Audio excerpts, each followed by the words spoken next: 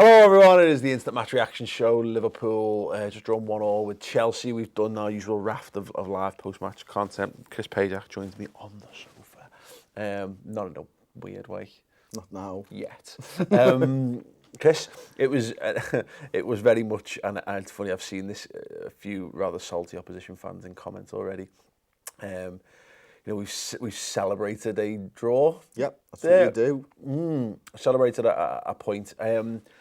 There's a few people trying to suggest that it was an undeserved. I completely disagree. I thought we more than deserved the point out of that game. I think I said on my match reaction, we deserve to win, we deserve to draw, and we deserve to lose today.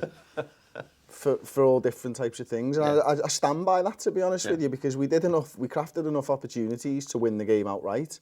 The Firmino header, the Mane chance, the Shaqiri chance, Salah's two decent chances as well, and the one-on-one. I've forgotten about that one as well. So we did enough to win the game, but then defensively, I don't think we were particularly great today.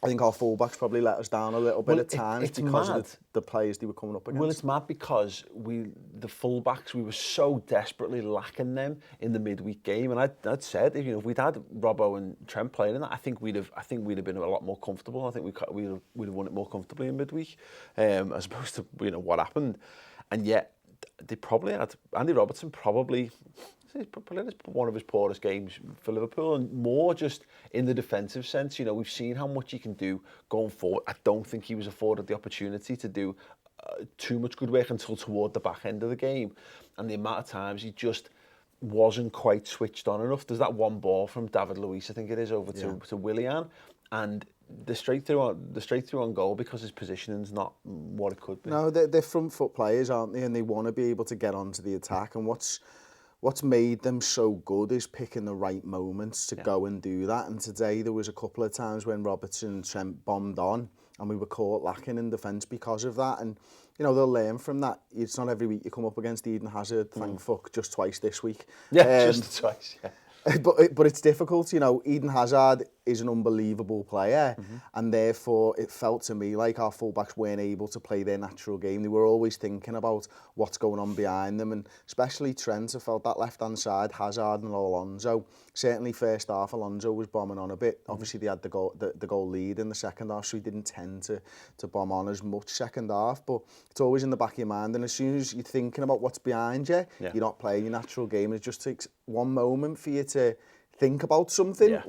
When everything's flowing, you're not thinking, you're in the moment, aren't you? It felt like, because I've seen, again, look, it's very early into Sarri's tenure. This is not Sarri ball, you know what I mean? This is worrying that, isn't it? Well, yeah, exactly. But what it felt like, we've dished out a few of these performances under Jurgen Klopp in the last 3 seasons, and where we've gone up against a team that's more established and more settled in what they do, a team that's should be by all accounts a bit further, a step or two further along, or what have you, and we've game planned them, and a combination of our best players performing really well plus a nice little game. And I think the Trent thing was a good example of that. Was if Eden Hazard had been toe-to-toe as a winger against Trent, we've seen him handle players like that. If they just said to Eden Hazard, go and stay wide, and then your job is to 1v1 versus Trent, take him on and get and win the game for us.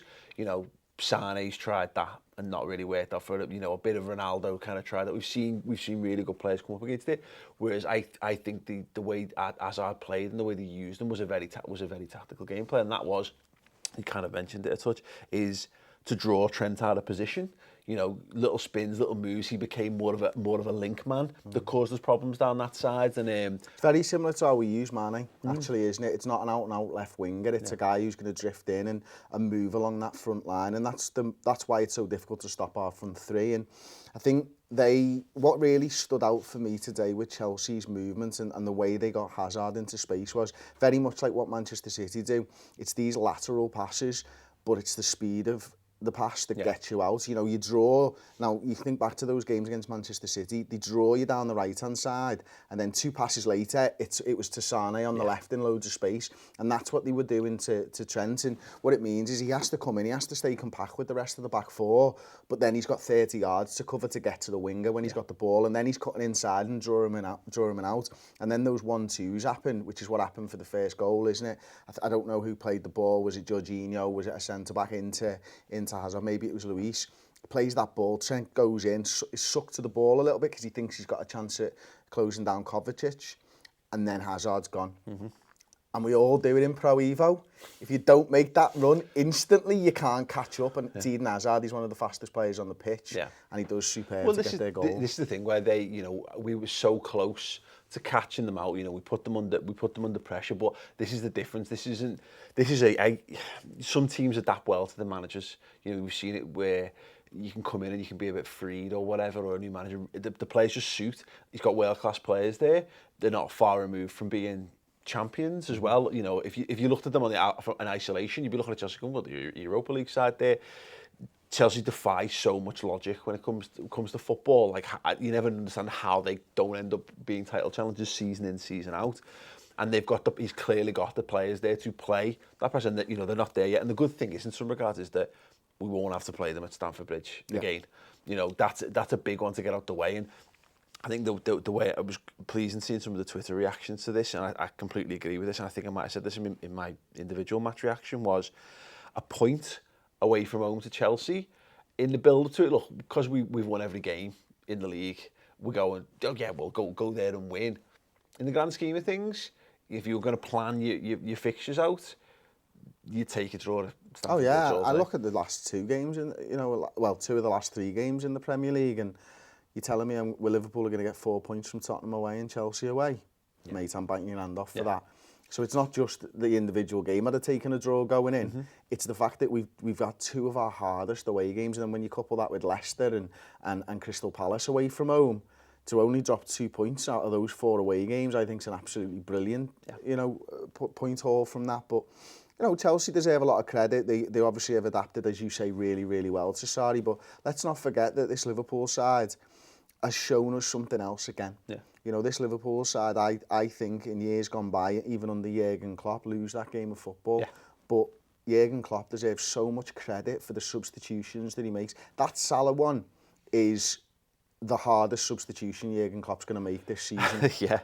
Because you're taking off the man who's been involved in 3-4 great opportunities. He's your talismanic forward. There must be a temptation there as well to just go do what we did against Southampton and go, right, we'll go on for this, and you bring him on for a midfielder, and and you just go, right, balls to it, we can lose this 2-0. But I don't think I think that was an interesting balance there, because the odd goal is going to make a big difference this season, I think. And, you know, you don't want to there's no need to go totally gung-ho in there.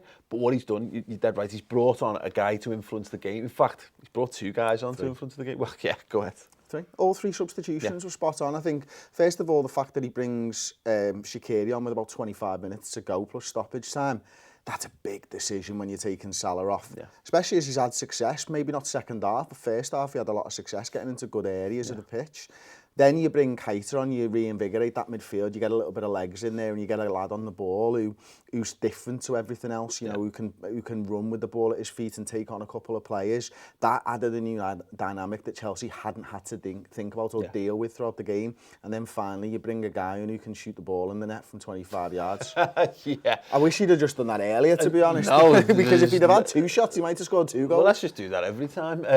This is the thing with Daniel Sturridge. Let's talk. I think we both dedicated the vast majority of our match reactions by the sound of it to that. Yeah, pretty much me too. But I think he's worth discussing more, and we'll do more on the final word once we've had a chance to properly analyse his performance. Well, it's 2 touches. It's 2 touches, in depth, in detail. Okay, but I'm game on that. Absolutely. What I said, and I don't know what you said on him, was that, and it goes back to the Shaqiri stuff, and actually Keita for that matter. This time last season, or last season, the players that we were bringing in are Dom Solanke and Danny Ings, you know what I mean? Lallana, you know, and these are just not guys who score goals. We're bringing in now Daniel Sturridge, and look, the issue with Daniel Sturridge has never been his quality, it's always been his fitness, and to some extent, questionably, whether he was prepared to play through the playing barrier or whatever. Or did he suit the system? Yeah, definitely. And but he's come on there as a 29-year-old guy who, had his legs not fallen off, he would have been a 20-goal a season guy for the last 5 seasons. You know, absolutely. He's that good. He'd have been a guy who Gareth Southgate would have to change his formation around. You know, because there'd be question marks over how do you get Sturridge and Kane in the side at the same time. Has his career gone the way that we all thought it could go? But it must be so frustrating for Daniel. But I was talking about it on my match reaction. When was the last time he kicked the ball? Was it in the warm-ups before the game? Because I can't imagine that he'd have been out at half-time on the pitch. It'd be interesting. You know, it's something you said maybe a year, maybe 2 years ago about how, like, football, for everything that it's got in the world, has the worst warming up on the sidelines for their players. You know what I mean? Cyclists get to ride on their bike, keep their legs warm. Pitches in baseball get an entire area of the stadium dedicated just to them throwing a ball. And there's literally none of the substitutes get to kick a ball until they enter the field of play, basically. Which Daniel is the only person in our squad who could have scored that goal. But that's the point I'm making, is that Liverpool have got senior, top quality lads. Because Solanke has the ability to... Damn Solanke. He has the ability to... He's a great great natural talent, I think. And he can score goals on it. And whether he'll be a top Liverpool player, I don't know. But I think he's a good player. But he's a kid. You don't... I agree with that. Well, yeah, absolutely, and so you should. Well, he's not really a kid, is he? So we're both wrong. But he's a young lad. And well, I was just following you. But what we're dropping in there is a guy who's been there and done it, and that composure at those pivotal moments in football matches, because it would have been, and to be fair, I think it might be Kante who doesn't close him down, which is mental. But he's been given that time and space, and he's not panicked. He's took his touch. He's picked the spot. He's gone, I tried this in the week and I was close, I'm going to do this again. Maybe that was the last time he touched the ball. Probably not. And he scores an absolute worldie. And this is a thing that this is what we've got that's different this season. I think Man City have still got a little bit more depth in that area. I think they've probably got, you can put Sterling, Aguero, and let's say Sane up front, and then you still got Silva, Mahrez, and Bernardo Silva, and Gabriel Jesus. So they've got a little bit more depth there. But the depth we've added, we've seen hints of it already this season. Because Daniel Sturridge, I think I had a quick look into it. I got my calculator out. He's averaging a goal every 46 minutes on the pitch for us at the moment. Yeah, I think he scored 2 in his last 10 minutes or something, hasn't he? Yeah. Something, I don't know, it's ridiculous like that, but that's the difference. That is the difference. And not only that, when you look at the bench as a whole, we've got players on there that had the game gone a different way. We can alter it. It's not just we can go and throw bodies on to win a game. We've got bodies on who can see out a game as well. And that tells you all you need to know about this squad now is that it's perfectly sort of positioned. Yes, Manchester City probably do have a little bit more than us, but this side now, and what we did against Chelsea tonight, was prove that without the front three, we can go away from home to another top team in this division and still eke out a result. And that is the difference between this season and last season for me. But the thing about it is, and this is another point I referenced on my own one, is that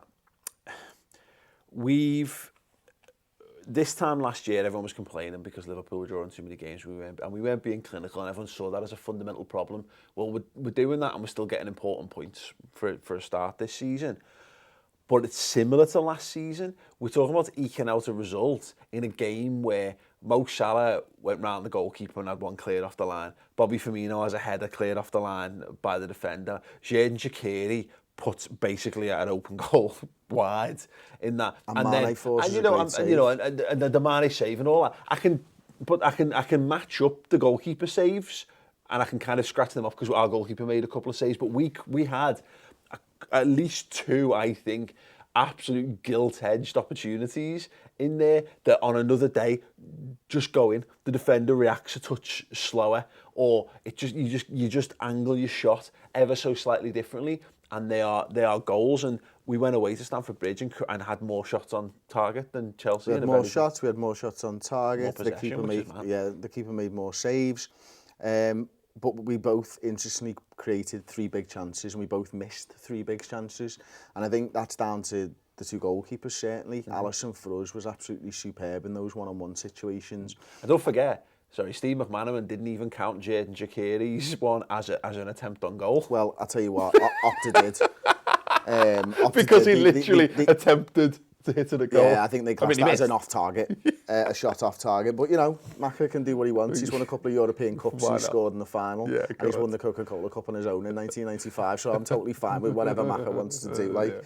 But I will disagree with you you're on still that wrong. one, mate. Yeah, you're still wrong. Win as many European wrong, Cups, that's still an attempt on goal. He doesn't think Dom Solanke's a kid, that's for sure. And he might be right on that one. But look, the thing for me about that game is Liverpool's midfield wasn't quite right, Paul. And I felt like Jorginho, although I didn't think he was a massive part of the game and maybe a touch overhyped from what we've seen earlier on in the season, Kovacic and their other midfield, who I've managed to forget again, can't I? Again, did that before. I couldn't remember his name after the match in midweek. Weird. Yeah, so he was the best. He was incredible today as well. Those 3 had the better of our 3 in midfield. Yeah. And what we ended up doing, I think we crossed the ball in 20 times in this game. And it wasn't quite right, but that were the opportunities that Chelsea were giving us. And I thought they defended really well. Now, again, I do the stats and tactics show, so I'll look into all that type of stuff. And I had a little look, and 46% of our shots were from outside the area. And that's something that Chelsea did really well against us, just keeping us shooting from outside the area. We didn't work many opportunities. In fact, they worked more shots from inside the area than we did. Yeah. And it's something that I think this Liverpool side has been trying to do for a long time, work opportunities in front of the sticks inside the 18-yard box, because you've got a better chance of scoring. Yeah. So that Chelsea side defended really well, and the midfield battle was where it was won, I think, for Chelsea. But even then, and with Mo Salah not playing at his best, and with Roberto Firmino not playing very well, and Sadio Mane having an off game as well, we still come away with a point. Yeah, that's it. You wouldn't say that any of our top players are in peak form, whereas you can say about them, Eden Hazard's in as good a form as he's probably he's top scorer in the league with Aguero, I think, at the moment with 5. And he's fantastic, isn't he? And he had a good game. And as I say, we managed to come out the other side of it relatively unscathed. No, I was pleased, all told. And it's weird because we talk about this all the time. The psychological impact of scoring second in a draw always means you come out of it. Exactly. Always means you come out of that upbeat, and that's what it was. If we'd lost that one, it felt we were losing that. That felt like the time was dripping away. We had Jacqueri misses that chance, and you look at that and go, there you go, we've lost that. There's the chance. You're given this opportunity. We had the chance to capitalise. We've missed it. It's going to be one of them days, and the fact that you then go and get that equaliser in such stunning fashion as well, particularly with the substitute, everything about it plays into. These are one of the beautiful things about football. And look, the shoes on the other foot. They came to Anfield last year. Willian scored a massively deflected, fluky goal that flew into the top bin, and look, their fans were in absolute raptures over it. I've seen Everton snatch draws against us. Phil Jagielka scored in Worldies, or we're not even a winner, whatever. The point is that I was psychologically prepared for a defeat there with those last few minutes. So it's not a win. And when I say it feels like a win, it doesn't really feel like a win, because, a win, I'd have been looking at the league table and go, which we can't do now, because, obviously we know we're now back on level pegging on points with City anyway. But what it does is it means that we go into that Man City game next week, Chris, knowing that the only result that doesn't keep us on level, doesn't keep us bang up there is a defeat to Man City. You can stay, if you draw with Man City at home, which is a very real possibility, you stay level on the top. It's only down to goal difference. And realistically, if you told me that this run of fixtures that we all discussed 6 weeks ago or a month ago or whatever, if you'd said we were still going to be roughly joint top at the end of that, or had the opportunity to do that, look, I think so. I'm a natural pessimist, aren't I think, and so I look at it and go, well, if we get beat at Man City, we're still only 3 points behind them. Yeah. And that's a decent place when you've played Tottenham, when you've played Chelsea, and when you've played Manchester City in the league. And not to focus too much about the next games, but the lads have worked bloody hard today, and they've been forced to work bloody hard by a really good Chelsea side, much better than I thought. That was probably one of their, from what I've seen, that was one of their better performances this season. But to be in with a shout, and we could go 3 points ahead of Manchester City after this run of fixtures. Now, if that was to happen, the world stands up and takes notice, because you look at those fixtures, Tottenham away, Chelsea away, Paris Saint-Germain, I mean, Napoli away. The trick is not to focus on this result. even though if you did, it's fine because a draw is a good result, as I say, away to a very good Chelsea side. It's that we've played ourselves into this position, that we've played ourselves into a position after 8 games of the season, or after 9, we could either be 3 points clear at the top of the Premier League or only 3 points behind the league leaders.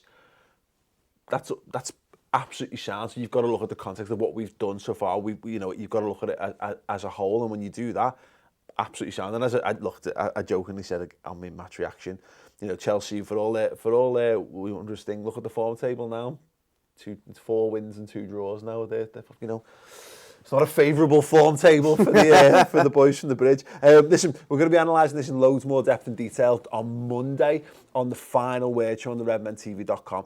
What I've been doing since we started doing the show is taking comments and questions from yourself. So more interestingly, because we can't cover everything here, we're going to go away and watch the match again, look at some of the key points, get our heads on it, see some more reaction. So if there's things from the match we didn't discuss that you want us to discuss, put it in the comments below and questions and thoughts on the match in general, and I'll pull as many of them into as possible. You can get that show, as I say, on the redmentv.com. It's free for the first month. You can go and check it out. If you like what we're doing here, it's going to be a couple more of us in the studio. I say, really getting into the nitty-gritty and the bones of it. In addition to that, Chris is going to be doing stats and tactics. Again, looking far more in depth. If you're into stats and tactics, Chris has got that covered, and some more light-hearted stuff as well. Go check it out. And if you're enjoying it from watching these shows, let people know in the comments. It always helps. Chris, it's been an absolute pleasure. Oh, who was your man of the match? Daniel Sturridge. Go ahead, why not? Oh, a bit of Studge. Who was your man of the match? Comments below as well. The man of the match podcast is on Monday as well. There you go. Tom gives us a nod. That's his show. Other than that, thanks for watching, and we'll see you all soon. Ta-ra.